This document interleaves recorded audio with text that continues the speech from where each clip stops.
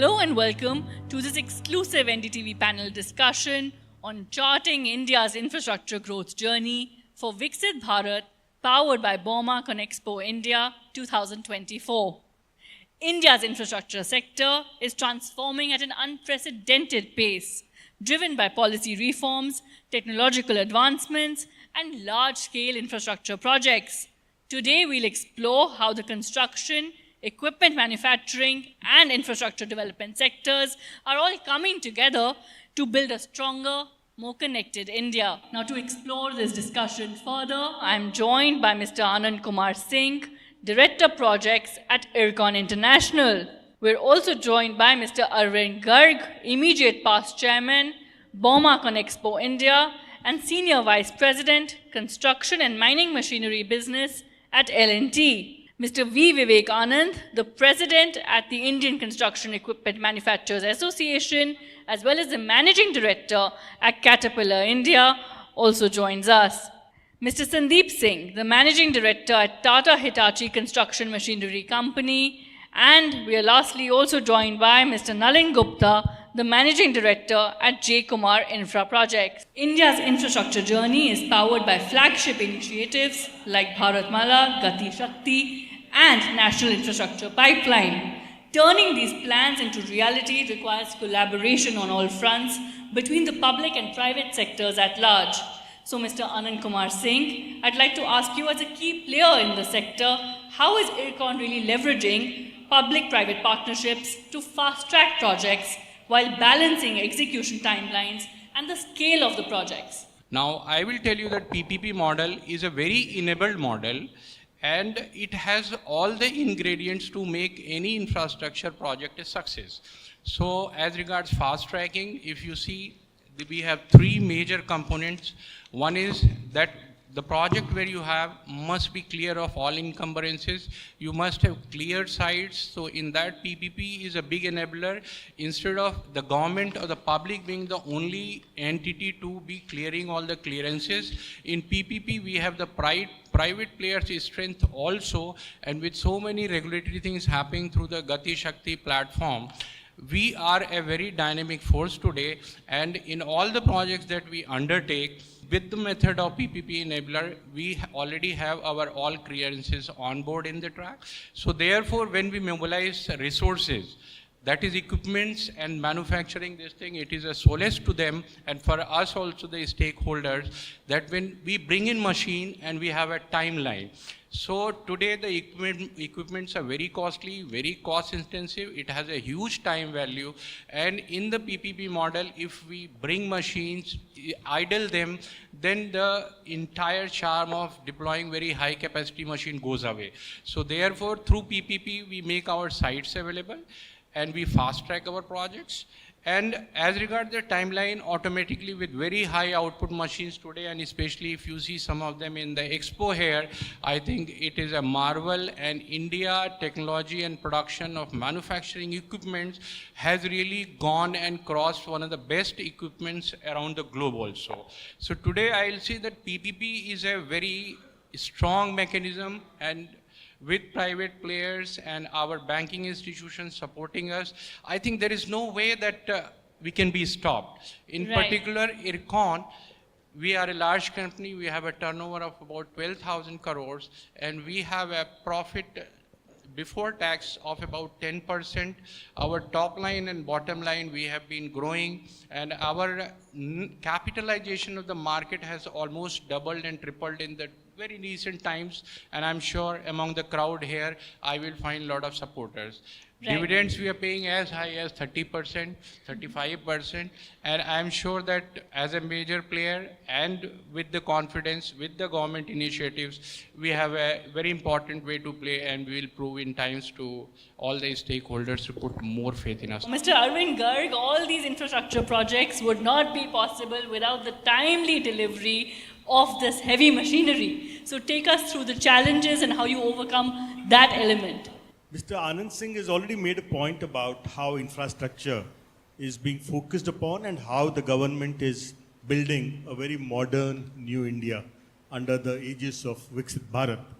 Now for us at L&T, being one of the largest construction companies in India and with a footprint in various parts of the globe, ensuring that timely completion of projects is a key. I think the point you made about equipment being there in time is very, very important. And for us, the strategy that we have employed for ensuring that we have the right kind of equipment at sites is two-pronged. One is to have customized equipment. So the belief today is that there is a huge set of, I would say, entrepreneurs within the country who own machines. So machines that are readily available. We actually believe in empowering those stakeholders and getting machines from them to work with us so that they become part of the larger ecosystem. In addition to which, we ensure that customized equipment or equipment that is specialized is purchased by us, because those equipment perhaps are not easily available. And since we bid for projects all the time, we are building a large set of customized equipment with ourselves, which we deploy at these projects. In addition to this, we have also ensured that digital plays a big role. And most of our machines today, we have almost 40,000 machines in our own portfolio. And all these machines are connected machines. So we are able to track what kind of utilization that these machines are having at various projects. And tracking those, we are able to efficiently deploy equipment from a site to another so that the equipment isn't kept idle. Mr. Singh already made the point about equipment being expensive, and there is no comfort in keeping these machines idle. So we are able to ensure the maximum utilization of these. In addition to this, the big activity that we have undertaken as a company is about skilling people, because we also believe that as the equipment evolves, a lot of telematics are going into the machines, they have computers on the machines, and therefore the operators need to be skilled to be able to run these machines efficiently. So we have got a lot of these skill training institutes across the country where we are skilling people, and even as a company, I think we have skilled more than lakhs of people in operator training, mechanic training to keep these machines running. In addition to which, again, after-sales support is the key. That uptime of the machine is key. So for us, it's very important that when we purchase equipment, that equipment has to meet certain basic standards of performance. But beyond that, it's about the ability of the equipment manufacturers to give us the kind of after-sales support that we need, besides having our own P&M teams who are able to efficiently manage these machines through training. So having spare parts, having service at sites is equally important in execution, timely execution of these projects. Right. Now, staying with manufacturing, Mr. V. Vivekanand, how is the industry aligning with India's growth agenda by promoting local manufacturing and technological innovation largely? Kind of the growth what the industry has seen over the last 10 years, it's almost triple. And I'm glad to say that as ICMA, right, many of the member companies have really invested a lot on the capacity, and by virtue of which we have been really able to not just cater to the domestic growth requirement, but also the export requirements. And one thing which we are very sure is, going back to what we heard from Mr. Anand Singh and also Arvind, is it's important for us to recognize that as the scale of the project keeps growing, and then the timelines actually becomes a lot more important in the context of how the government is wanting to fast forward, we need to really just embrace technology. And if you were to really look at ICMA has got a separate panel, which is called a Technology and Sustainability Panel, which clearly actually has laid down the roadmap of what the technological advancement the construction equipment should have, so that we are able to really just look at making sure that the quality of the infrastructure actually remains intact. And last but not the least is the cost efficiency, because we want to really just put the infrastructure at the lowest possible cost so that we can actually just make it even more feasible. So I think if you were to really just ask on the technology space, ICMA has got ICMA Technology Vision document, which actually outlines on 3 key pillars. One is the safety, because safety comes first. And then the second one is the solution. The solution is the one which actually helps us to really drive the quality infrastructure at the fastest possible rate of deployment at the lowest possible cost, and last but not the least, the sustainability. We are, of course, leading the change, like you said, and of course, the construction equipment sector is also performing well. But Mr. Sandeep Singh, what really are the key challenges that are being faced by the industry, and how do you think we can overcome these challenges? We had NIP 1, where investment of more than 100 lakh crore was committed, which went up very well. We have seen growth of 8 to 10% in the last 5 years. Going forward, we need very clear understanding of NIP 2, what kind of investment we are going to have in next 5 to 10 years, so that all Indian construction manufacturer can plan their investment, can bring in new technology, bring in new solution for our customers.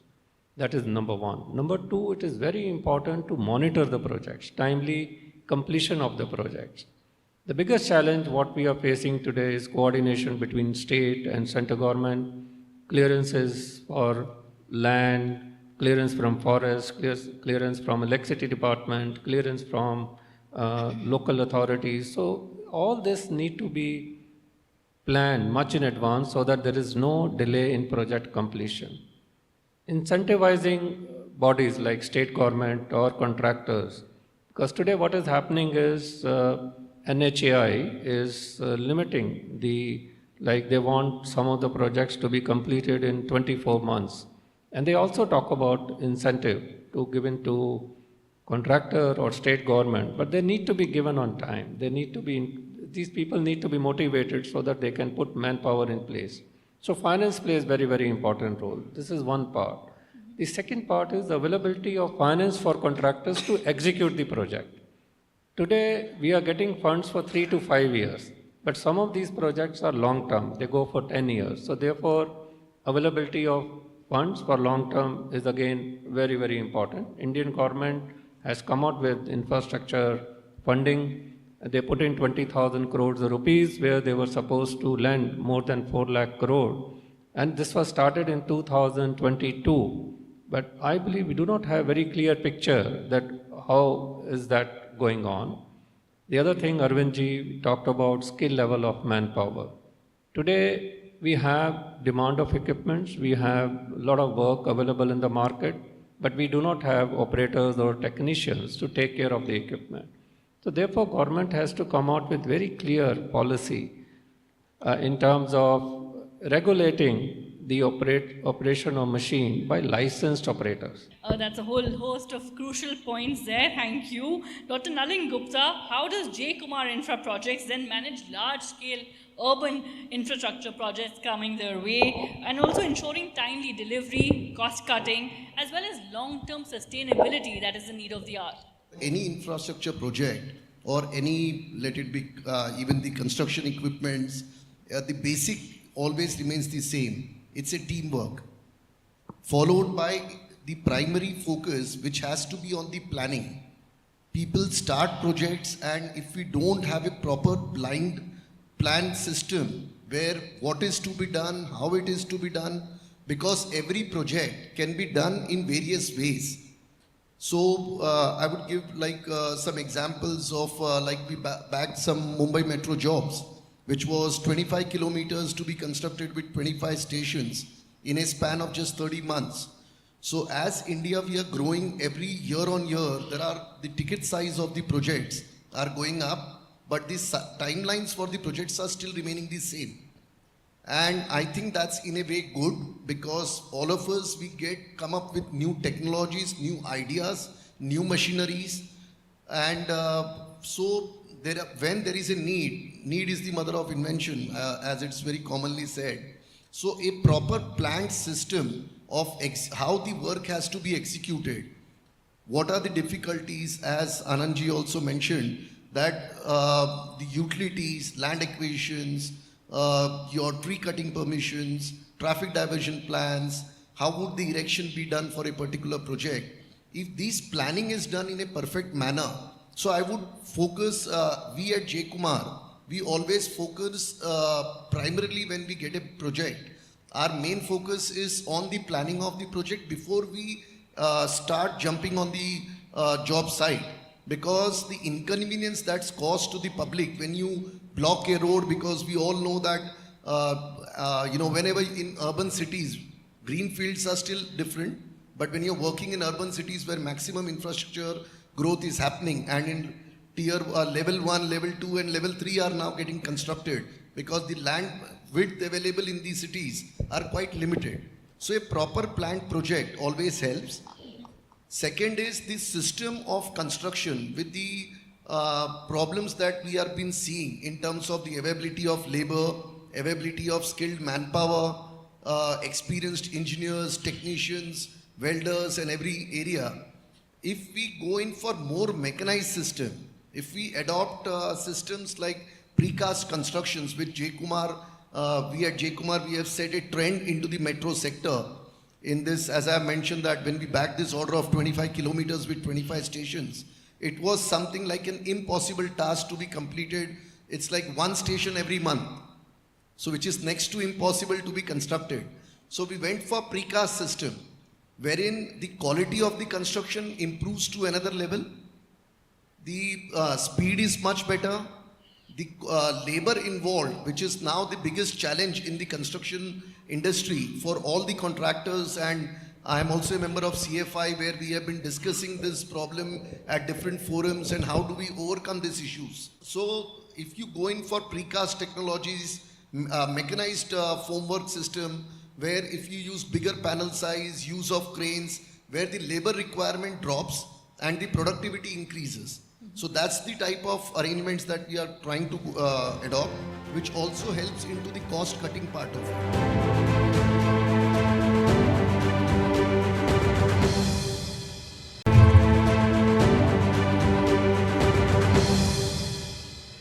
Just to conclude, I'd like to ask each one of you really a critical recommendation, one key critical recommendation that you would give the government to boost India's infrastructure sector further.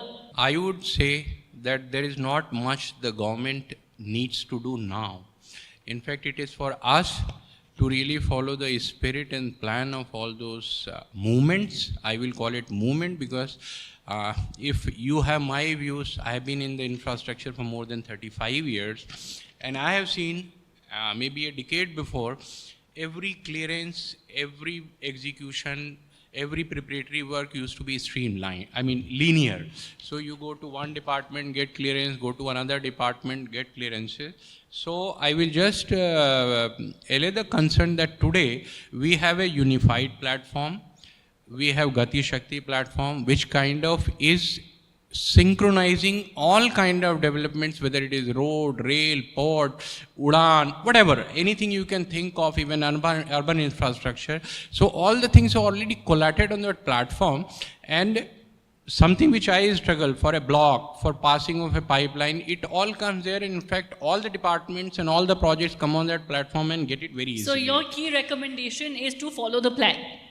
Yeah, I think right. if we follow, there is nothing much to do. All right, thank you for sharing your insights. Now, Mr. Garg, if you had to give a critical recommendation. Yes, actually, I have a recommendation which I think it's time for India to adopt now.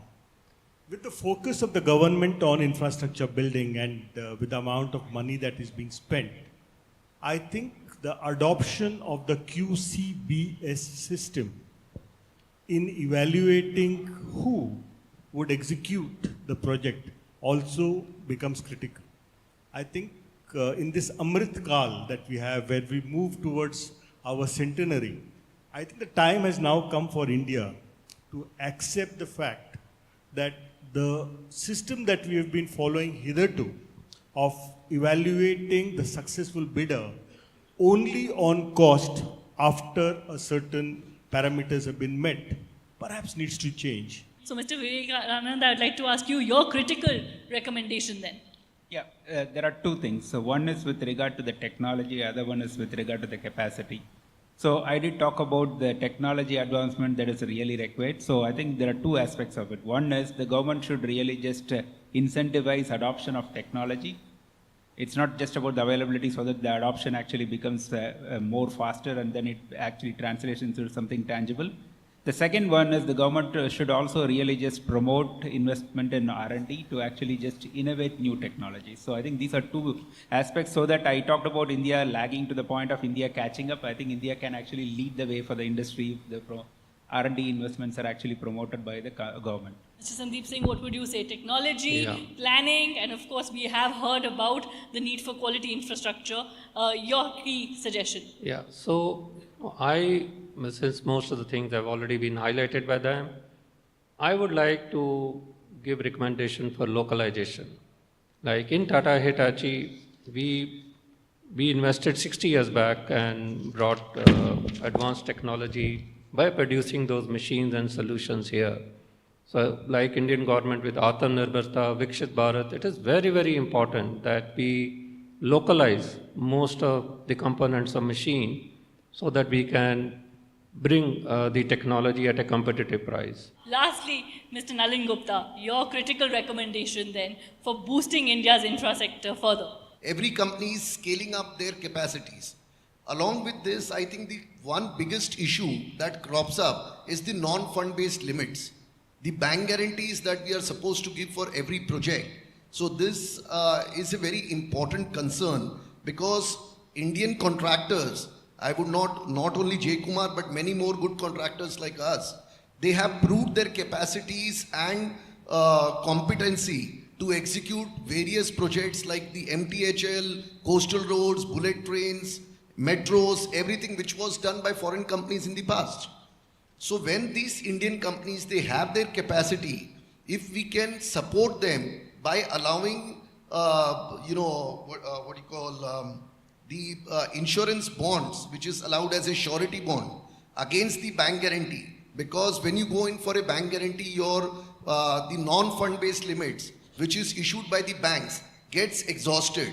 And banks with the past bad experiences which they have been having, they have stopped giving comfortable limits to all the contractors. So that's withholding their capacity to participate into the huge growth in the country where they are capable to execute. Right. Thank you all for sharing your insightful perspectives. As we learned, India's infrastructure success depends on strong industry partnerships, technological innovation, and policy-driven execution. Together, we will continue charting India's infrastructure growth journey for Viksit Bharat.